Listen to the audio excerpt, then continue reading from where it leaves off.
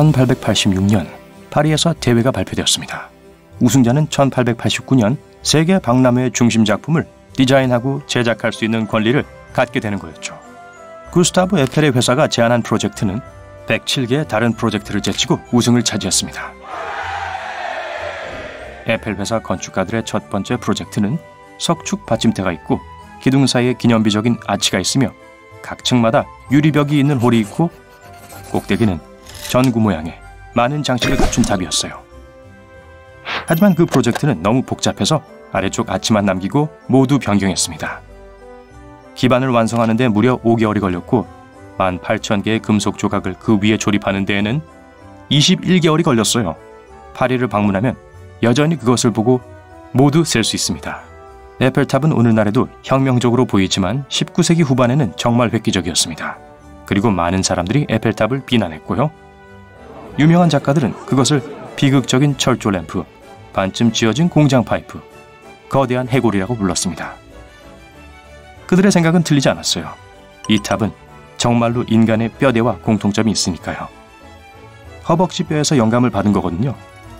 그들이 막 프로젝트를 시작했을 때 에펠의 팀은 심각한 문제에 직면했습니다. 탑은 구성 요소들을 충분히 견딜 수 있을 만큼 튼튼해야 함과 동시에 공기처럼 가벼워야 했습니다. 만약 한 가지라도 실수를 했다면 당시 세계에서 가장 높은 건축물은 그 자체의 무게와 중력과 강한 바람으로 무너졌을 거예요. 그리고 그 당시엔 혁명적이었던 새 건축 재료인 철을 다뤄야 했고요. 비슷한 시기에 해부학자 헤르만 폰 마이어는 허벅지뼈, 즉 대퇴골을 연구하고 있었습니다. 이 뼈는 인체에서 가장 길고 강한 뼈죠. 겉은 강하고 단단하며 속은 스펀지 같습니다. 대나무처럼요. 대나무는 더 작은 관으로 구성된 속이 빈 관이기 때문에 키가 매우 커질 수 있습니다. 대퇴골은 대나무와 마찬가지로 그 내부의 구조 덕분에 하중을 지탱할 수 있는데요. 바로 십자형으로 배열된 뼈 섬유입니다. 스위스 엔지니어 칼 컬먼은 이 개념을 개발하여 대퇴골과 같은 패턴이 가장 필요한 곳에 정확히 사용하도록 크레인을 만들었죠. 구스타브 에펠은 그 아이디어를 사용했고 건축물을 지탱하기 위해 금속 못과 죬쇠를 이용한 십자형 패턴을 사용하여 탑을 세우기로 했습니다. 그는 몇 가지 중요한 계산을 했고 가장 강한 바람이 가장 튼튼한 부분인 내 다리 쪽으로 바로 갈 수 있도록 디자인했어요. 그리고 탑의 밑부분에 있는 나팔 모양은 대퇴골이 뒤집힌 모양입니다. 계획은 하나하나 진행되었고 1889년 3월 31일에 공사가 완료되었습니다. 그 이후로 과학과 건축에서 많은 변화가 있었지만 자연은 여전히 멋진 새로운 발명품과 기술의 영감을 주고 있어요. 이것을 생체 모방이라고 부릅니다. 예를 들어 1964년 이후로 운행된 세계 최초의 고속철도인 신칸센도 자연에서 영감을 얻었습니다. 열차가 시속 300km의 속도로 터널을 빠져나올 때 소닉 붐을 일으켰는데요. 그 소음이 인근 도시 사람들의 잠을 깨우고 야생동물들을 놀라게 했습니다.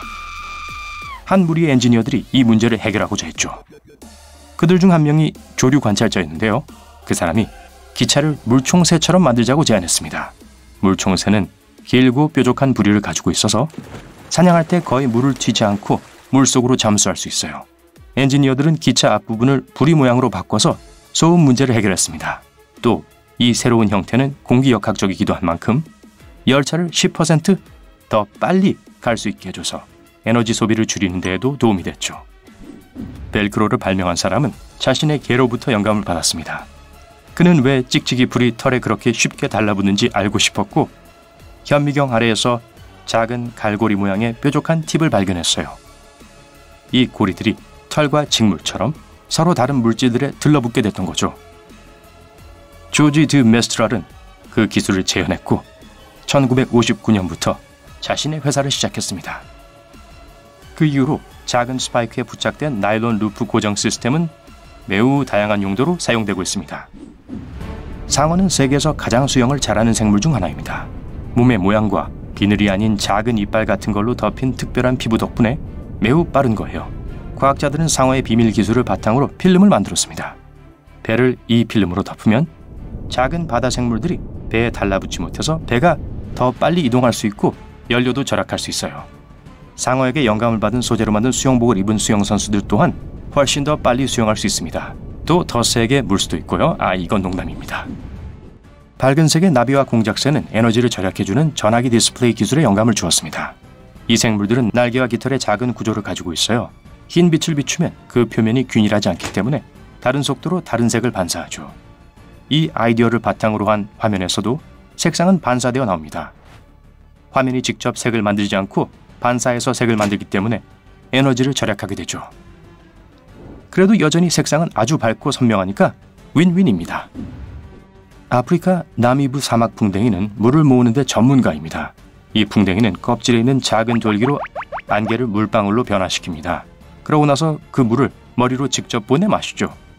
MIT 과학자들과 엔지니어들은 유리와 플라스틱으로 비슷한 구조를 만들었습니다. 냉각 장치에도 독성 유출물을 안전하게 제거하는 데에도 사용할 수 있어요.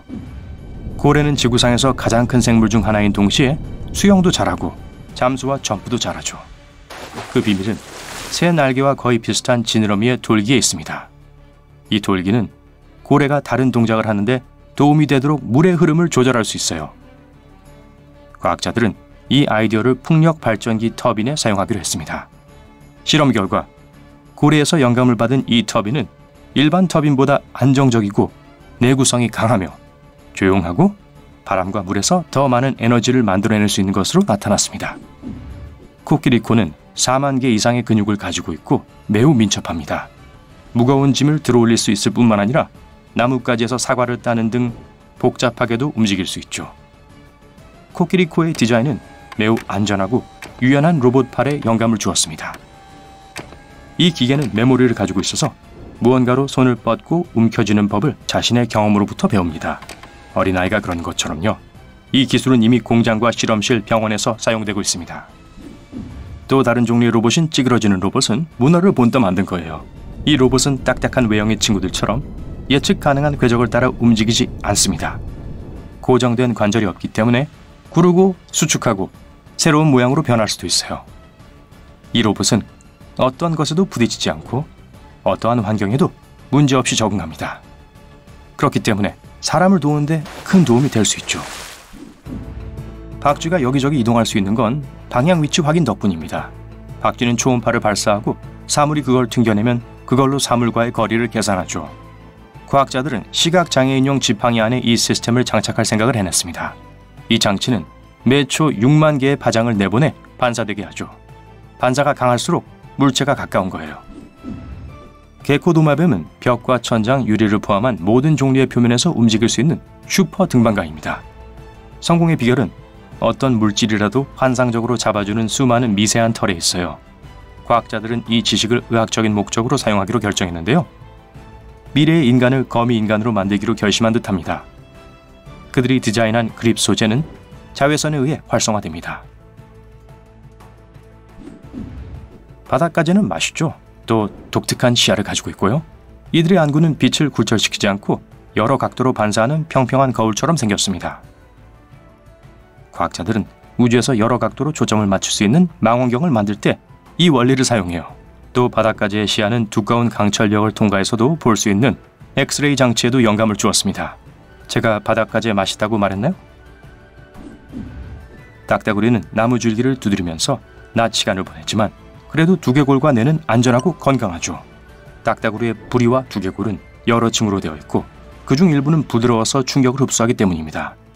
과학자들은 이 새들의 머리를 CT 스캔한 결과 이 사실을 알게 되었고 이 지식을 이용해 미세 기구를 위한 기계적인 충격 흡수 시스템을 구축했습니다. 또한 우주 왕복선에 쓸 절연 처리제에도 축구 선수들을 부상으로부터 보호하는 데에도 사용할 수 있죠. 생체 모방을 한 모든 시도가 다 성공적인 건 아닙니다. 1990년대 후반 메르세데스 벤츠는 공기역학적이고 안전하고 효율적이며 조작이 가능한 새로운 디자인의 자동차를 찾고 있었습니다. 그리고 코가 북복이 완벽한 롤모델이 될 거라고 생각했어요. 코가 북복은 물의 흐름에 저항하고 거친 바다에서도 항로를 유지하니까요. 그런데 바다에서는 잘 통했던 것이 자동차에서는 잘 되지 않았습니다. 알고 보니 굉장히 불안정했던 거예요. 여러분, 그렇다고 그들이 실패한 건 아니었습니다.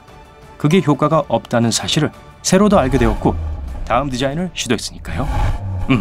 좋은 충고네요.